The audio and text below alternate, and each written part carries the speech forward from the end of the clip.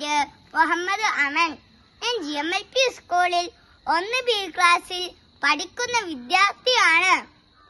എന്റെ ടീച്ചർ എനിക്ക് അവധിക്കാലത്ത് തന്നിട്ടുള്ള പുസ്തകത്തിന്റെ പേരാണ് കുട്ടിക്കഥകളും ചിത്രങ്ങളും.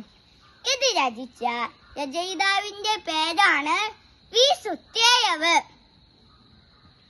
ഇതിൽ മനോഹരമായ ചെറിയ കഥകളുണ്ട്. ഇതിലെ കഥകൾ കോഴിക്കുഞ്ഞും താറാക്കുഞ്ഞും 3 പൂച്ചക്കുട്ടികൾ. കൂണിന്റെ അടിയിൽ ആര് പറഞ്ഞു മ്യാവൂ. പല വലിപ്പത്തിലുള്ള ചക്കങ്ങൾ, തോണി, സൂത്തുവടി, ആപ്പിൾപ്പഴം, ചുണ്ടലിയും പെൻസിലും, പൂവങ്കോയും ചായങ്ങളും, ദുശ്ശീലമുള്ള പൂച്ച, മരം. ഇതെന്തൊരു പക്ഷി. എനിക്കിതിൽ ഏറ്റവും ഇഷ്ടമായ കഥയാണ് പൂവങ്കോയും ചായങ്ങളും. നമുക്ക് ഇതിലെ പ്രധാനപ്പെട്ട കഥാപാത്രങ്ങളൊന്ന് പരിചയപ്പെട്ടാലോ? ഇതിലെ പ്രധാനപ്പെട്ട കഥാപാത്രങ്ങൾ പൂവങ്കോയി, നായ്ക്കുട്ടി, പിടക്കോയി, കോഴിക്കുട്ടികൾ, താറാവ്, ചായങ്ങൾ. അപ്പോൾ നമുക്ക് കഥയിലേക്ക് പുറപ്പെടാം. പൂവങ്കോയി നടക്കാൻ പോയി അത് ഒരു നായ്ക്കുട്ടിയെ കണ്ടു. നിന്റെ മേൽ ചായം പൊഴിച്ചിട്ടില്ല, നീ വിചിത്രമായിരിക്കുന്നു. നായ്ക്കുട്ടി പറഞ്ഞു. പൂവങ്കോയി ഒരു കുളത്തിനടുത്തു ചെന്ന് വെള്ളത്തിലേക്ക് നോക്കി.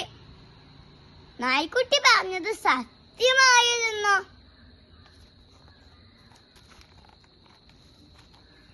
നീ ദുഃഖിക്കേണ്ട, നായ്ക്കുട്ടി പറഞ്ഞു. നീ ചായങ്ങളുടെ വീട്ടിൽ പോയാൽ മതി, അവൻ നിന്നെ സഹായിക്കും. പൂവങ്കോയി ചായങ്ങളുടെ അടുത്ത് ചെന്ന് അപേക്ഷിച്ചു. ഹേ ചായങ്ങളെ, നിങ്ങൾ എന്നെ സഹായിച്ചാലും.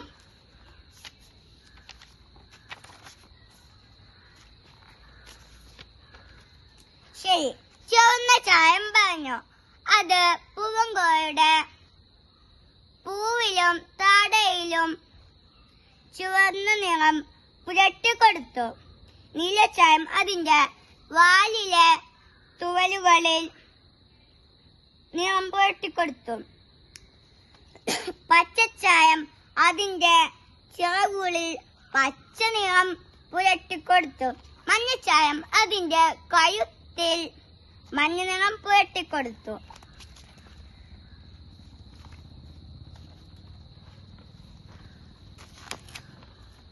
ഇപ്പോൾ നീ യഥാർത്ഥത്തിലുള്ള പൂവങ്കോയി ആയിരിക്കുന്നു, നായ്ക്കുട്ടി പറഞ്ഞു. നമ്മളുടെ കഥ അവസാനിച്ചിരിക്കുന്നു. എല്ലാവർക്കും എന്റെ കഥ ഇഷ്ടമായെങ്കിൽ ഞാൻ പിന്നെയും മറ്റൊരു കഥയിലേക്ക് വരാം. Tata, bye, see you. എന്നാൽ ഞാൻ പോവുകയാണ്.